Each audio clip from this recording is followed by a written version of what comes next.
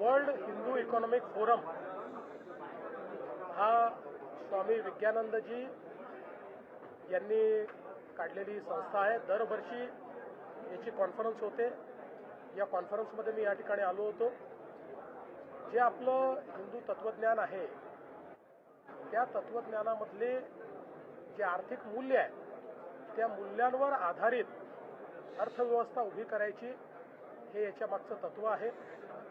जगाच्या अर्थव्यवस्थेमध्ये 25% कॉन्ट्रीब्युशन असलेला भारत आज या ठिकाणी पुन्हा एकदा प्रधानमंत्री मोदीजींच्या नेतृत्वात पुढे जातो आहे आणि त्या दिशेने जात असताना ज्या मूळ तत्वांच्या आधारावर भारताने अगदी अतिप्राचीन कालामध्ये प्रगती केली ती तत्व समजून जर आम्ही त्याचा आधुनिकतेशी मिलाफ केला तर पुन्हा एकदा भारत हा विश्वगुरू होऊ शकतो।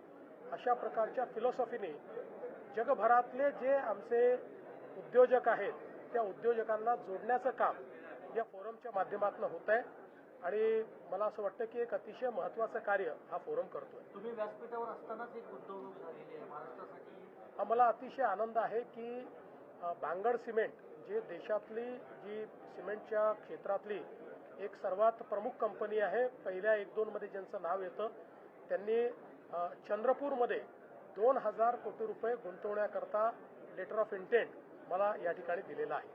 तुम्हाला पंतप्रधान म्हणून चुकून का होईना त्याला याला काही अर्थ नाही। असल्या गोष्टींकडे मी लक्ष देतो।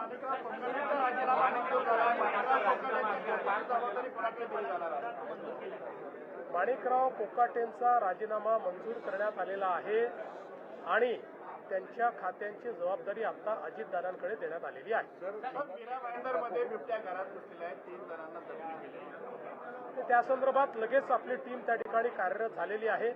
हे सगळे वाढते प्रकार अत्यंत गंभीर आहेत, म्हणूनच आपण आता रेस्क्यू सेंटर्स तयार करायला मोठ्या प्रमाणात काम सुरू केलेलं आहे।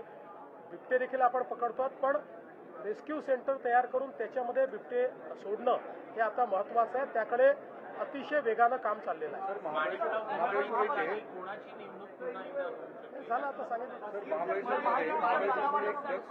पॅकेट मोठं समोर आलेलं आहे महाबळेश्वरच्या इथे आणि त्याच्यामध्ये विरोधकांचं असं म्हणणं आहे की एकनाथ शिंदेच्या निकटवर्तीयांचे त्यांच्या नातेगोत्यांमध्ये हे कारखाने आहेत। इतक्या मोठ्या प्रमाणामध्ये कोकेन महाबळेश्वर पाथरीसारख्या हिल स्टेशनला सापडलेलं कारवाई होऊन पहिल्यांदा तर मी पोलीस विभागाचं अभिनंदन करतो की हा जो काही त्या ठिकाणी धंदा चालला होता तो पूर्णपणे त्याचा पर्दाफाश करून आणि त्याच्यावर मोठी कारवाई पोलिसांनी केली आहे।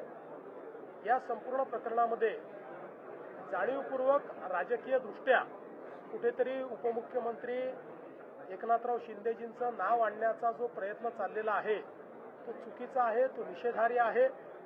कुठल्याही पद्धतीनं आत्तापर्यंतचे जे काही एव्हिडन्सेस आहेत त्यात त्यांचा किंवा त्यांच्या परिवाराचा या ठिकाणी कुठलाही संबंध दुरान्वयानेही आलेला नाही।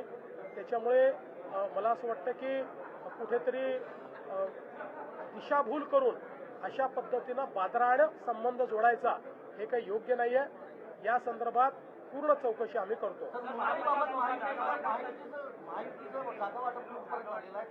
चांगल्या पद्धतीनं चाललेलं आहे। आमचे जे दोन्हीकडचे नेते आहेत हे नेते नीट महायुतीचं जागा वाटप करतायत।